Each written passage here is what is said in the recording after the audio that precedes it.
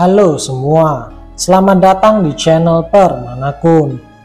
Di video ini, gua akan membahas kelanjutan dari manga Hazure wa Kuno, Joutai Ijosuke, Desaikyo Ninata, Ore ga Subete, Wajurin Surumade. Video ini merupakan cerita dari Tauka Mimoru yang ditransfer ke dunia lain sebagai pahlawan peringkat E. Ia memiliki sebuah misi untuk membalaskan dendamnya kepada Devisis yang telah membuangnya ke dalam dungeon dikarenakan peringkat E yang dimilikinya. Dan video ini adalah pembahasan dari sesudah manganya berdasarkan dari cerita light novelnya. Oke, tanpa berbasa-basi, mari kita langsung saja ke pembahasan ceritanya. Cerita dimulai ketika kelompok Tauka berhasil berteleportasi kembali ke rumah Erika. Sesampainya di sana, mereka disambut oleh Elizabeth yang kebetulan ia merasakan adanya lingkaran sihir yang mulai bercahaya. Setelah itu, Tauka pun bertanya kepada Elizabeth di manakah Erika berada. Selang beberapa saat, Tauka dan yang lainnya segera dibawa ke dalam ruangan milik Erika. Rupanya, akibat Erika menggunakan familiarnya secara berlebihan untuk membantu Tauka ketika di hutan monster bermata emas, ia pun mendapatkan efek kelelahan akibat teknik tersebut. Erika berkata bahwa ia akan seperti ini untuk beberapa hari ke depan. Namun, Tauka tak perlu untuk mengkhawatirkannya. Kemudian, Sheras pun segera menundukkan kepalanya kepada Erika. Ia berkata sangat berterima kasih atas bantuan Erika, sehingga Sheras bisa sekali lagi mengayunkan pedangnya kembali untuk Putri Cattleya. Erika berkata, ketika Erika memberitahu kelompok Tauka mengenai kondisi benteng Kastil Putih, sesaat kemudian Erika pun pingsan akibat kelelahan. Namun untungnya, di samping Erika ada Elizabeth yang segera memberikannya perawatan. Mendengar hal itu, Tauka berkata bahwa Elizabeth adalah anggota dari Flying Squadron yang sangat baik. Setelah itu, Tauka dan yang lainnya memutuskan untuk beristirahat terlebih dahulu. Namun, ketika semuanya telah pergi, Tauka berkata kepada Erika tentang perasaannya kepada Devisis. Erika menjawab bahwa ia sangat membenci Dewi tersebut. Ia berkata Dewi itu telah merenggut begitu banyak potensi yang dimilikinya. Akibat hal itu juga, Erika harus mengurung dirinya lebih awal dari yang dijadwalkan, serta ada begitu banyak yang harus aku tinggalkan di luar sini. Setelah memastikan perasaan Erika kepada Devisis, Tauka pun memutuskan untuk beristirahat. Ketika Tauka sedang berjalan, tiba-tiba ia melihat Elizabeth yang sedang berdiri di balik pintu. Rupanya, Elizabeth sedang menangis bahagia karena kelompok Tauka sudah kembali dengan selamat. Ia mencoba menahan suaranya agar orang lain tak bisa mendengar suara tangisannya. Sebenarnya, Tauka ingin berterima kasih kepada Elizabeth karena telah mengkhawatirkan mereka selama ini. Namun, Tauka ingin menjaga perasaannya agar Elizabeth tak dianggap sebagai anak kecil lagi. Dalam benak Tauka, Elizabeth benar-benar anak yang baik. Segera, Tauka pun pergi dan berjalan secara perlahan agar langkah kakinya tidak terdengar. Keesokan harinya, Erika meminta semuanya untuk makan malam bersama. Kemudian, Tauka pun mulai menceritakan semua yang telah terjadi di dalam pertempuran itu. Setelah mendengar penjelasan Tauka, Erika pun sangat terkagum dengan rencana Tauka yang menghubungkan semua ini dengan Flying Squadron dan kelompok Asinto. Menurut Erika, ini bukanlah ide yang buruk. Meskipun Devisis tak mempercayai rumor tersebut, namun mau tak mau, Devisis akan mengirimkan pasukannya ke utara untuk menyelidiki dan mengikuti pasukan milik Tauka. Untuk mengingatkan kembali, kelompok Tauka ini telah bekerjasama dengan Putri Cattleya dengan menyebarkan rumor bahwa kelompok Tauka akan pergi ke arah utara. Meski begitu, Tauka masih khawatir dengan keadaan di tempat lain, khususnya di wilayah timur di mana Raja Iblis muncul dan Devisis pergi ke sana untuk menghadapinya. Tauka berkata, jika Raja Iblis berhasil dikalahkan, maka selanjutnya Devisis akan bergerak untuk mengungkap identitas dari Flying Squadron. Erika berkata, nanti jika aku telah pulih kembali, maka aku akan segera mengkondisikan para familiarku untuk mengumpulkan informasi. Namun, karena saat ini kondisiku seperti ini, aku berharap kalian bisa di sini terlebih dahulu sampai aku mendapatkan informasi tersebut. Dalam benak Tauka, sebenarnya Tauka menginginkan informasi tersebut secara real time ketika ia mulai bergerak di luar wilayah ini. Namun, dengan efek samping yang diberikan kepada Erika cukup besar, Tauka pun harus mengubah cara untuk mendapatkan informasi dari familiar Erika. Oleh sebab itu, Tauka pun mengeluarkan sebuah perkamen yang dinamakan Papan Oija. Di dalam perkamen tersebut, terdapat berbagai abjad yang bisa Erika gunakan untuk memberikan jawaban atas pertanyaan Tauka tanpa ia harus memberikan jawaban secara verbal. Jadi, cara kerjanya, Tauka akan memberikan beberapa pertanyaan kepada Erika melalui familiarnya, dan nanti familiar tersebut akan bergerak pada kata ya atau tidak. Dalam benak Tauka, meskipun ini akan memakan waktu lebih lama untuk mendapatkan informasi yang akurat, namun ini akan lebih baik untuk mengurangi efek samping dari teknik familiar Erika. Melihat perkamen tersebut, Erika pun akhirnya paham. Ia bertanya kepada Tauka, lantas informasi apa yang kau ingin minta dariku? Tauka menjawab bahwa ia meminta informasi mengenai pergerakan para pahlawan dan keberadaan dari Devisis. Erika berkata, sebaiknya Tauka tak menggunakan familiarnya untuk melacak keberadaan dari Devisis. Asumsi Erika, sebenarnya Devisis mungkin sudah mengetahui bahwa ada familiar yang bergerak di sekitarnya. Namun, jika familiar itu bisa tertangkap, maka ada kemungkinan lokasi Erika ini bisa langsung diketahui. Mendengar hal itu, Tauka pun memutuskan akan meminta informasi mengenai pergerakan para pahlawan saja. Target utama yaitu pahlawan peringkat S yang bernama Ayaka Sogo. Mendengar hal itu, Erika pun bertanya, hubungan apa yang dimiliki Tauka dengan pahlawan ini? Tauka menjawab bahwa ini cukup rumit. Ayaka Sogo ini adalah orang yang sangat ramah, baik di dunia awal maupun di dunia ini. Terlebih dengan tekniknya yang misterius serta teknik pedang kunonya, maka Ayaka Sogo ini sungguh seperti karakter utama yang ada di dunia ini.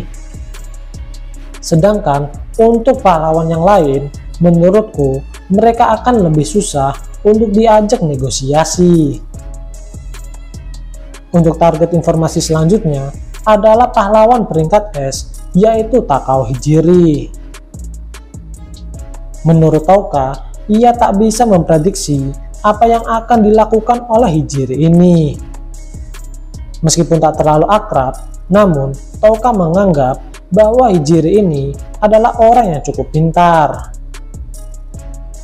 Mendengar hal itu, If juga berkata bahwa Hijiri ini adalah orang yang tak bisa mereka remehkan.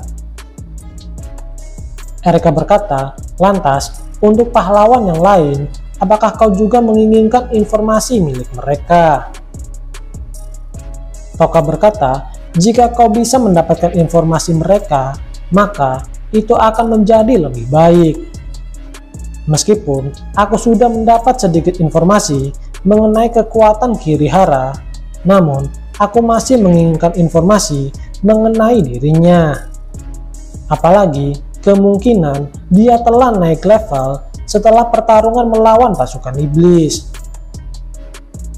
Untuk pahlawan peringkat A, ada Takao Itsuki, Oyamada Sogu, dan Yasu Tomohiro.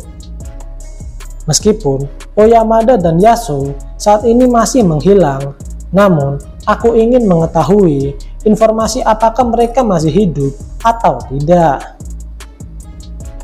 Kemudian, untuk pahlawan peringkat B, aku menginginkan informasi mengenai Ikusaba Asagi.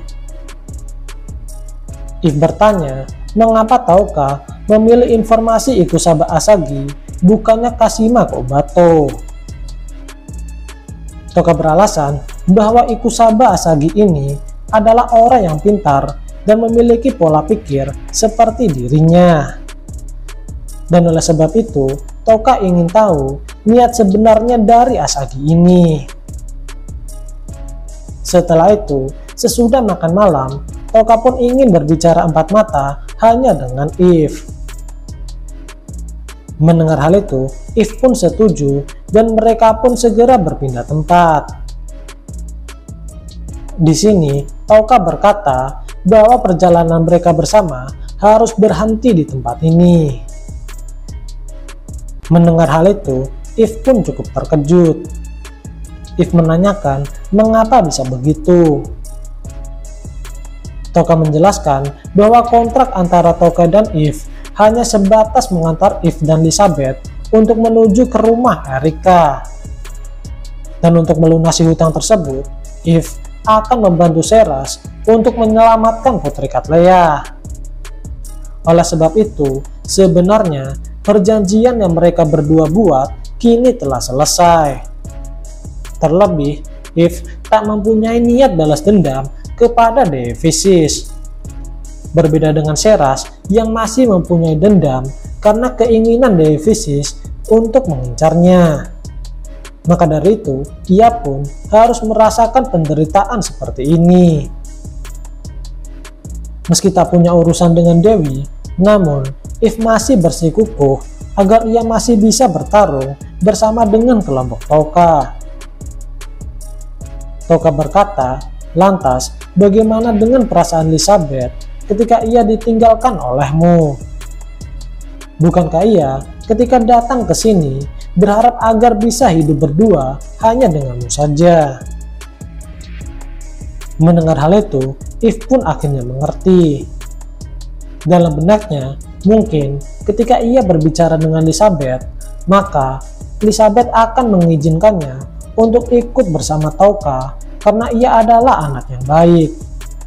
Namun, di satu sisi, ia mungkin akan merasa sedih dan kesepian karena ditinggalkan kembali oleh orang yang dekat dengannya.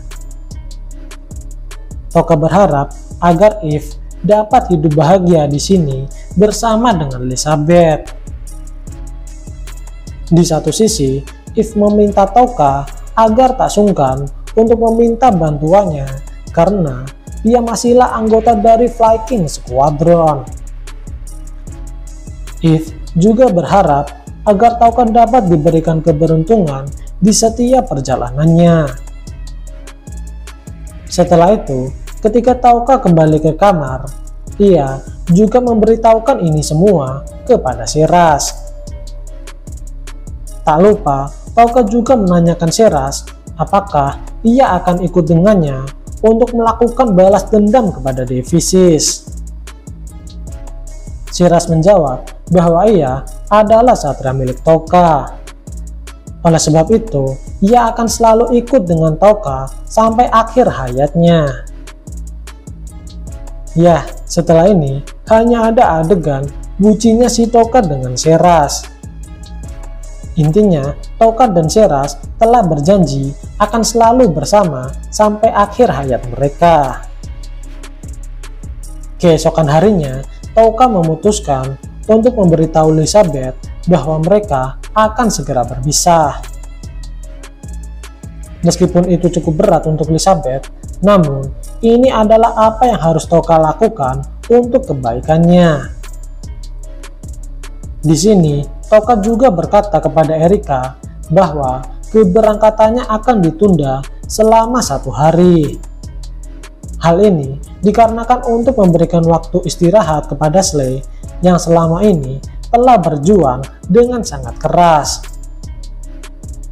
Touka bertanya kepada Erika mengapa Erika jarang tersenyum dan hanya baru-baru ini ia sedikit tersenyum kembali. Erika menjawab, ia telah bersumpah selama masih ada Dewi Pisces, maka ia tak akan pernah tersenyum, dikarenakan apa yang telah ia renggut darinya. Namun, ketika Touka muncul ke hadapannya dan berkata akan memberikan pelajaran kepada Dewi Pisces, Erika pun cukup senang dan akhirnya bisa tersenyum kembali. Jadi, rupanya selama ini Erika mengumpulkan informasi di dunia luar hanya untuk memastikan pergerakan dari sang Dewi Pisces. Oleh sebab itu, Erika sangat menantikan aksi balas dendam dari Touka ke Dewi Pisces. Setelah itu, Touka bertanya apakah Erika masih mempunyai kristal teleportasi. Jika ada, maka itu akan sangat berpengaruh pada strategi Touka ke depannya. Erika menjawab bahwa kristal tersebut adalah barang yang sangat langka, dan itu adalah satu-satunya yang ia miliki. Namun, jika itu menyangkut negara lain, maka ada kemungkinan negara Zonato juga memilikinya di dalam brankas mereka. Dan juga Kekaisaran Mila kemungkinan juga memilikinya.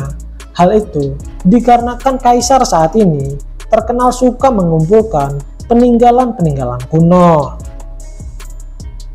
Di sisi lain, negara Alion juga memiliki peralatan sihir di dalam brankas mereka. Hal itu merupakan persembahan dari negara lain kecuali Zonato dan Kekaisaran Mila. Intinya, Dewi Pisces merampok peralatan sihir dari negara-negara lain, namun Zonato dan Mila berhasil untuk menghindari persembahan tersebut. Setelah itu, cerita pun berganti. Keesokan harinya, persiapan keberangkatan Touka dan Sheras pun telah selesai. Rencananya, Touka akan melewati bagian barat hutan monster bermata emas. Bagi Touka, selama masih ada Raja Iblis, maka ia bisa bergerak dengan relatif bebas. Namun tentu saja, Touka juga harus bergerak dengan seefektif dan secepat mungkin. Menurut Erika, meskipun Touka tidak menggunakan kereta kuda perangnya, namun kekuatan Touka saat ini lebih dari cukup untuk melewati rute tersebut. Setelah itu, Touka dan Sheras pun pergi meninggalkan Erika dan yang lainnya. Touka berjanji akan kembali lagi apabila ini semua telah selesai. Tujuan Touka adalah pergi ke negara yang letaknya di ujung dunia, di mana di negara ini terdapat klan kata terlarang yang bisa membantu Touka untuk menggunakan sihir terlarang. Meskipun Touka sudah mendapatkan kunci untuk memasuki wilayah tersebut, namun ada beberapa pertanyaan yang cukup mengganggu dirinya. Seperti, apakah raja saat ini akan sama dengan raja yang dulu ketika Erika mendapatkan kunci ini? Atau apakah mereka dapat menerima seorang manusia atau juga mereka membenci Dewi atau tidak. Poin utama di sini, Tauka akan menggunakan nama Erika sebaik mungkin. Itu pun apabila raja yang dulu sama dengan raja yang sekarang.